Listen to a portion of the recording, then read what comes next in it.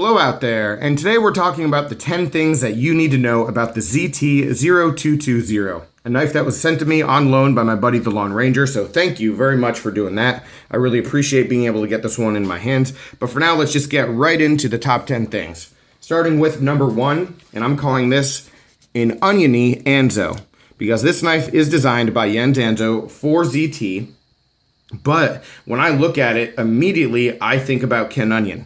When I look at this blade shape and I see this recurve, it really is reminiscent to me of a number of Ken Onion designs, specifically actually the CRKT Shenanigan from a few years back, which was a knife that I really liked and enjoyed. And unfortunately, if you are a Ken Onion fan like me, you know, most of his designs are either going to be discontinued Kershaws or they're going to be more budget-friendly CRKTs. And so getting something that is reminiscent of a Ken Onion in a much more high-end and well-built package like this, you know, is pretty neat. As far as Jens Anso goes, it's just sort of interesting that this knife immediately reminded me of one designer, and the last one by him, the Method that I reviewed, reminded me of Jason Browse. So that really, more than anything, just talks about the versatility of the designer and the kinds of things he's able to do. So very good stuff from him. Number 2, focus is really going to be on build quality, and that is one of the huge home runs when it comes to this knife. I am just extremely impressed with the way that this knife is put together, just how strong it's built, and just simple. We're talking about a titanium frame lock, and it is very thick when it comes to the titanium, but you know, the lockup is strong. You know, everything about it just screams just strength and beefiness and hard use. And you know, that's something that is definitely a big plus. You know, this knife comes in at 6.16 ounces on my scale, and that's not a bad thing at all. It doesn't feel that heavy in the hand. You can see as we look inside, there's no milling on the titanium, and that's intentional. That's not any kind of like cheapness as we're trying to, like, you know, save money. That's just what they wanted the knife to be. It was just an overbuilt kind of a beast, a good heavy user. And when I think about this knife and I compare it to a one that I talked about very recently, actually, the Olamic Wayfarer, I personally don't see any big difference in quality between those two knives. You know, this one, I wish I still had that Olamic in my hands, to be honest with you, just so I could do more of a comparison. But the quality of this build, the materials here, the way that it feels, the strength of it, does not feel any different than the Olamic. And I know that there are plenty of people who are Olamic fans who are going to talk about how, well, that knife is, you know, maybe put together by hand, and there's a lot more precision engineering when it comes to that versus something like this. And that very well may be true. But for someone who collects knives on the level that I do and is, you know, more into the production ones that are in the $100 to $150 range, I don't notice a difference. And so I think that there are probably a lot of people out there who are like me who also will not notice a difference. So just, yeah, very, very impressive that you're able to get that level of engineering and quality in one package. Next, the choice of steel. And this sort of goes along with what we were just talking about, because the choice of steel here is the S35VN. And a lot of people really, really like this steel. I enjoy it as well. I don't have a problem with it. Let me say that first. But again, as I was saying earlier, like, this knife is just a very strong and overbuilt knife, and it seems to me to be a user. You know, sometimes when you spend a lot of money on a knife and you get a high-end piece, you know, it's sort of meant to be a gents folder or something that you're going to baby. And it seems like this one is the exact opposite. I mean, this is a knife that is meant to be used. It's meant to be beat up because it looks like it can definitely take the beating. And what I would like, you know, if this were my knife, is maybe a steel that was a little bit more wear resistant, you know, would have a little bit better edge retention. S35VN is perfectly fine. It's really, really good for like high-end EDCs, and I understand that, you know, versus S30V, it's not nearly as chippy, and I appreciate that, but I would want this knife in maybe something like M390. And when we get to the next point, maybe you'll see why. Because next we're talking about the price tag. The price tag on this one is steep. And there's two sides and two ways to think about it. One is that we are dealing with a tie frame lock in S35VN, and there are plenty of those out there for way cheaper than the 218 or 228, depending on where you see the knife. There are some that are way cheaper than that. You know, you can get these materials at a much more affordable rate. Now, that said, if this were an M390, it would be a little bit more understandable for me from one side. From the other side is that if we were comparing it to the Olamic Wayfarer like I was talking about, I mean, this is a huge steal.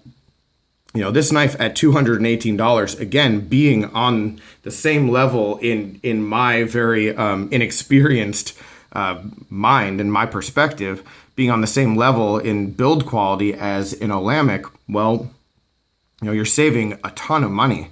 So if you were looking at one of those really high-end kind of mid-tech knives maybe, and thinking about spending $300-400 on something, and you wanted something instead that you'd be able to use and not have to baby, I mean, maybe the 220, 228 for this knife is actually a steal.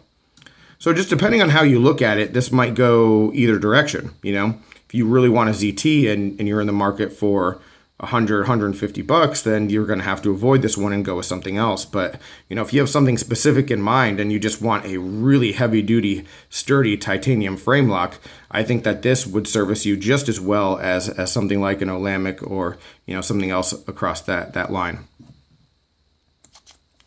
Next, we're talking about the biggest win when it comes to this knife.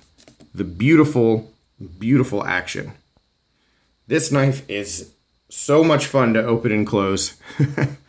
It's so much fun. It's a flipper only. The flipper is exactly the shape and design that I would want, in that you can light switch it, you can push button it, you can do just about anything, and it's just gonna fly open. You know, it seems like there's so much work done to open the knife after you're done flipping it. Meaning the knife itself just takes over. And the detent is excellent. It's super smooth. You're not going to be able to shake it out. And the thing just flies open.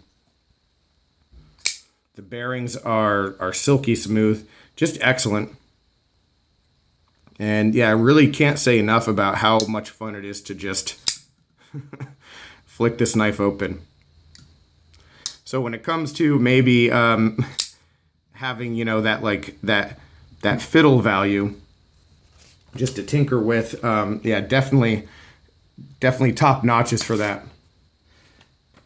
Staying along the line with the action, silky smooth vault is what's next. And this is what I really like. Probably one of my favorite aspects to any knife is when it opens and closes so smoothly, like that, but it locks up perfectly. I'm going to see if I can do this on camera, but I had this knife just like, was sitting with this knife like so, and I mean, it barely even takes a shake. It's just any kind of like shift in gravity, and the thing just drops shut. So, really cool. Really smooth.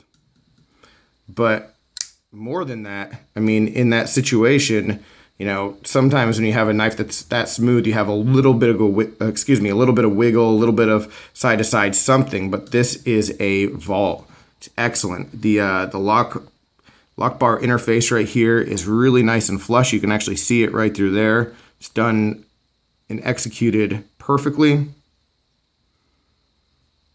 So yeah, just impressive when it comes to the action, opening, closing, lockup.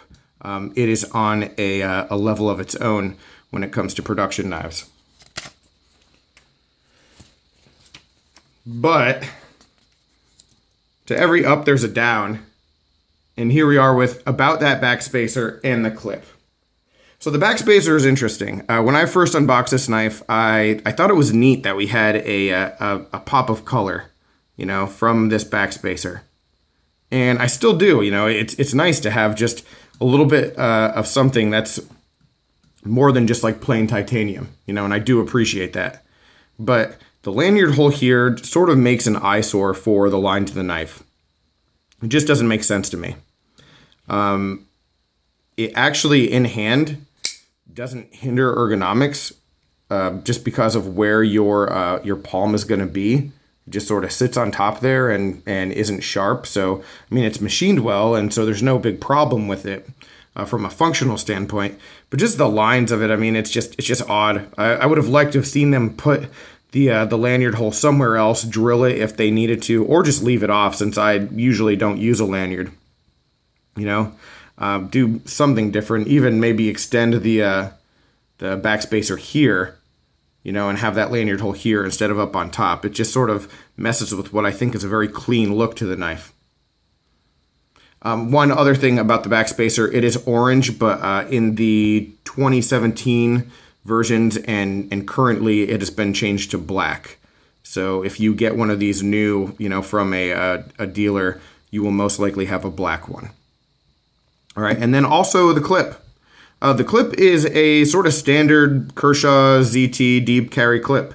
Nothing fancy, nothing that we haven't seen before. And the only thing I'll say about that is, while it is tip up deep carry, so very functional, and it does also explain why there is a lack of space for a lanyard hole to be drilled, just with the positioning of the clip. I would sort of like to see something a little more custom, a little more high-end. This knife feels high-end. It feels like a really good, classy piece, and I think that it should have its own nicer clip. And that would sort of set it off and I don't know, maybe assign value, make it a little bit more special than it is. And as we continue with that thought, I do have one nitpicky preference.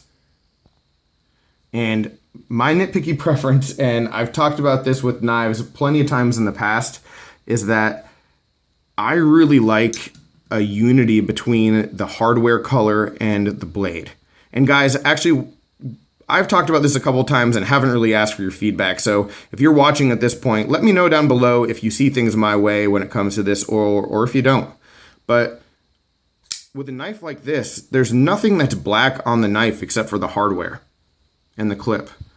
And I would think that with the titanium and the finish on the blade, that what you would go for is maybe like silver, polished hardware. I think that would look way better. I think it would look classier. I think it would make it look more expensive. I just think that it would do a whole lot more for the knife than the black look. So yeah, if I were nitpicking, that's definitely the one thing that I would change. And honestly, if this were my knife, I would probably just take all that hardware out and polish it up and do it myself. Same thing with the clip. But again, these are nitpicky little things and nothing that's going to be a deal breaker at all. So the last thing, number 10, the big question, is this as good as FWK says? And some of you might know that Fun with Knives, this is his favorite knife. And Fun with Knives has been one of my favorite YouTube channels for, a long time now. And so I've heard him talk about this knife for a long time. And this has been, at the top of his list for a couple years, I think. And is this as good as he says? And my answer has to be, yeah. Yeah, this is a excellent piece. I'll be honest with you guys. I don't think it's for me. It's a little bit, larger than what I would usually EDC at, 3.5 inches, but just the whole package just is a little bit larger. 3.5-inch knives aren't really a deal breaker for me, but just, the size of the whole package can be something that just not what I gravitate towards. But that said, the build construction, the materials, the action, all of those little details that come together to make this knife function on the level that it does, make this as good as Fun with Knives says it is, without a doubt. So it's not my favorite knife, but I can 100% understand how it is somebody else's. So put that lockup while we have it here. Just beautiful. So anyway, guys, those are the 10 things to know when it comes to the ZT0220. Any questions, comments, complaints, suggestions, let me know down below. I appreciate you watching, and I will talk with you soon. Have a good one.